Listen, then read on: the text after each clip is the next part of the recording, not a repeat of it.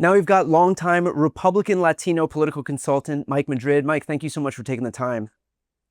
Sure, it's great to be with you. So I want to talk about Latinos in particular. Obviously, one major segment in terms of this past election cycle that swung to the right was the Latino population. It's a major cause of concern among Democrats. Can you talk about where we stand right now, though, as Donald Trump continues to shed support from groups across the country related to his handling of the economy, where Latinos stand? Yeah, that's a great question. And again, this has been for the past decade one of the fastest growing group of Republican voters. But for the moment, Brian, we're seeing Latinos, like all voters broadly, collapsing in support. And I'm not overstating that word. Collapse is a big word, but it is an accurate reflection. You're seeing a whole host of polls coming out after the first 100 days, suggesting that most of the gains, in fact, some of the polls are showing all of the gains that Trump has made since he came onto the national scene with Latino voters has basically disappeared. Now, there are some polls that do show him with some smaller drops, but all of them are considerable. All of them are measurable. Almost all of this is related to the economy. There are, of course, deep concerns about the immigration raids, the mass deportations, but by and large, this is proving to be an economic voter that is very, very concerned about where Trump is leading the country, and they're not having any of it. So, is there anything to distinguish how Latino voters vote from, I guess, native born Americans or Caucasian voters? I mean, we've seen this past election cycle has shown us, if nothing else, that the economy is the principal driver. Even amid everything else that's going on, folks will vote based on the economy. I think in the past, we've relied on this idea that, okay, other ethnic groups will vote based on maybe social issues that are more closely aligned with their ethnicity. But is that gone now? Is there basically no daylight between how Latino voters vote and how white voters vote, for example? Brian, that's a great encapsulation of where America is at this moment, and as the coalitions in both parties change and transform. Latino voters are moving away from being a racial and ethnic voting group, primarily, driven and prioritizing racial and ethnic issues like immigration, and moving towards an economic pocketbook, in many ways, a populist voting bloc. Now, there are still first generation groups, of course, that are immigrants themselves or the recently migrated, maybe the sons and daughters that are still much more compelled by racial and ethnic anchored issues. But the fastest growing segment of the Latino electorate is this third and now a fourth generation Latino voter. And even though they identify ethnically as Latino, they are overwhelmingly an economic voter voting on pocketbook issues. So, in many ways, it is a little bit of a mix between the two. You've encapsulated it perfectly. This community is very much in transition, and that largely accounts for why this rightward shift has been happening for the better part of a decade, and most pronounced really since COVID. That's when things really started to change dramatically for this group.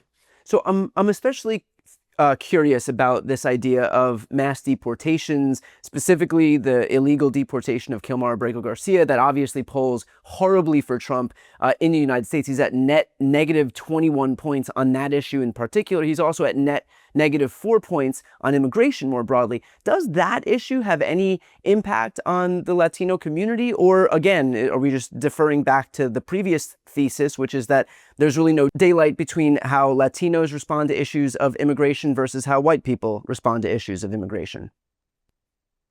It certainly does impact the Latino community more so than other groups. But again, I want your viewers to really understand that what we're witnessing is these generational breaks have an extraordinary amount of difference in the way that this voter perceives themselves as largely American or largely of an ethnic identity prioritized before that Americanness, before that American identity. And while that has traditionally been this breaking point, Democrats more often than not are speaking to that first gen immigrant Spanish dominant group. Republicans have kind of dismissed that and kind of basically said, just become American, which doesn't really mean anything. And basically leave your ethnicity at the shore, leave it at the border. If you're going to come here, forget all of that and become quote unquote American. The truth is somewhere in between. It is both. And what we were seeing heading into the November elections were these really kind of jaw-dropping numbers where a majority of Latinos were saying we need to mass deport the undocumented, or we need much stronger border security controls. And then now that it's actually happening, those support levels are collapsing. They're crashing as the as the abstract becomes more real in people's lives. But that's also not terribly unlike most other voters also. The border is under control now. It was when Biden left office. And that the concern amongst Latinos and Americans broadly about this the caravans coming across the border or terrorists streaming across the border, that's almost entirely been mitigated. What has replaced it is these economic concerns, which Latino voters, like all voters, place almost entirely on Donald Trump's Right. doorstep because he's taken quote unquote credit for it and blame for it. And overwhelmingly, these voters are rejecting it. All right, so Mike, among white voters, we've seen that there is such a high degree of polarization that really there are very few swing voters, left or right, left in this country. That really just in a few states, a small sliver of people are the ones deciding these elections. But otherwise, our political affiliation has largely become part of our identity. And once you become a Democrat or become a Republican, it's hard to shed that.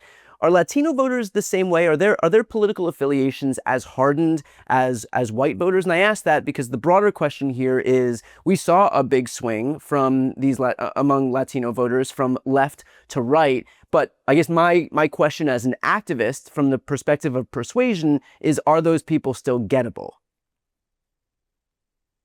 So you've got a lot to unpack there. Great questions. Let me answer really succinctly for everybody.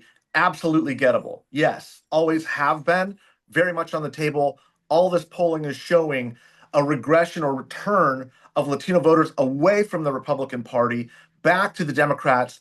If these polls are to be believed, and there's no reason not to, back to Barack Obama levels of support. Okay, so huge transition back. The question becomes now, is it a true swing voter like you're talking about? And why are Latinos not as hyper polarized as white voters? And the answer is twofold. The first is this is a much younger voter with much less vote history and relationship with both political parties. Brian, there's very very little data suggesting that Latinos are becoming more Republican or more conservative. There never has been.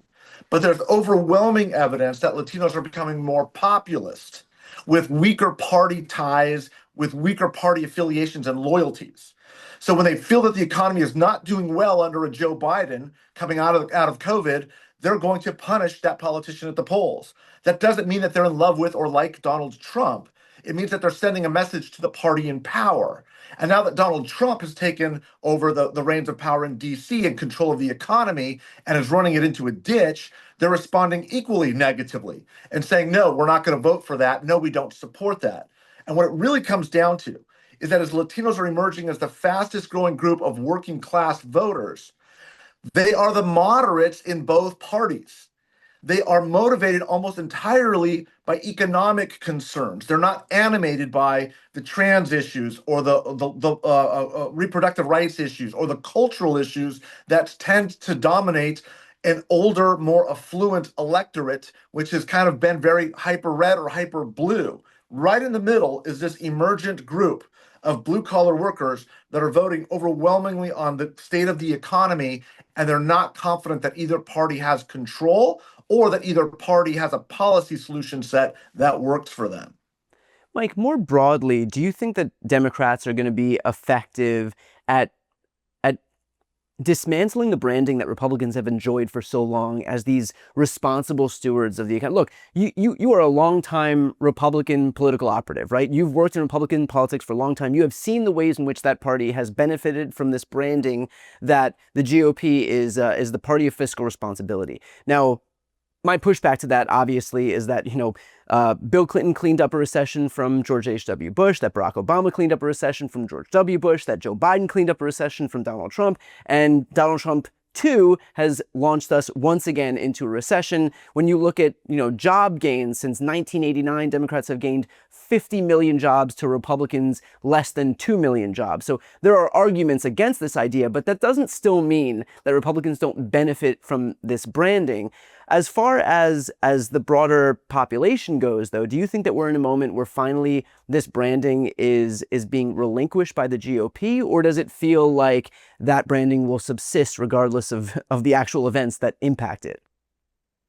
Again, really smart questions and great observations, a large part of which I agree with. Let me suggest this. Having worked at the highest levels of political campaigns in this country on both sides of the aisle, I have seen and will tell you very directly that Republicans approach campaigns very differently than Democrats. You pointed out some really compelling statistics, evidence, and history, none of which is really refutable. But voters aren't looking for who's right. They're looking for who is setting the frame of the discussion and winning on that battlefield. Right. And that's what Republicans do extremely well. They do it extremely well.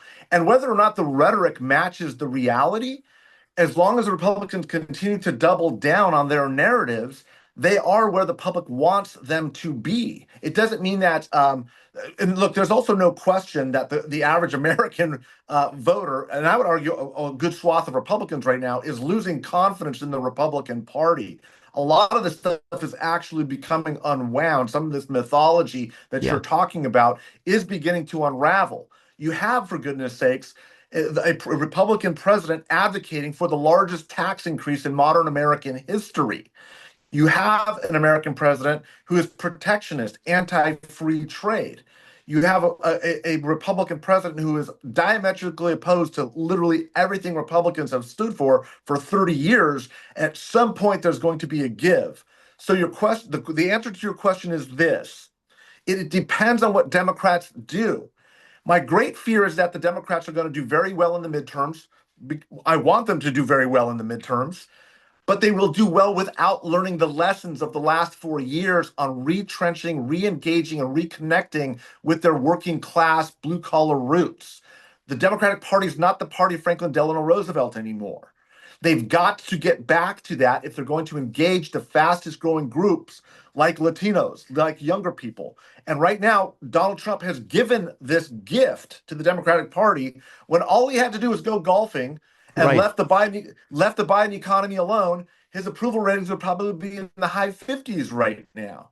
This is a complete self-own, a complete self-implosion, and Democrats should not return the favor by simply thinking that by winning and beating a guy who's stepping on his own toes is the best way to build a party going forward. You can do both. You should do both. And Democrats, please do both, because otherwise, this dangerous element in our society that is attacking the republic will continue. And the only way to stop it is to have a healthy political party that speaks to an aspirational working class. That's got to be the Democrats. And that's what the opportunity is before them.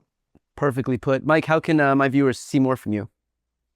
You can follow me on Substack, is where I write on these topics very regularly. I'll be digging more into the polling. The newsletter I write is called The Great Transformation. You can also follow me on pretty much on social media. But if you want to dig deeper into the Latino dynamic, I just had a book come out called The Latino Century, and I explore all these thematics in great detail on The Great Transformation on Substack. Excellent. Well, I'll put the link to your Substack right here on the screen and also in the post description of this video. Mike Madrid, thanks so much for your time. Brian, thanks. Been a big fan of yours, and it's a pleasure to be with you.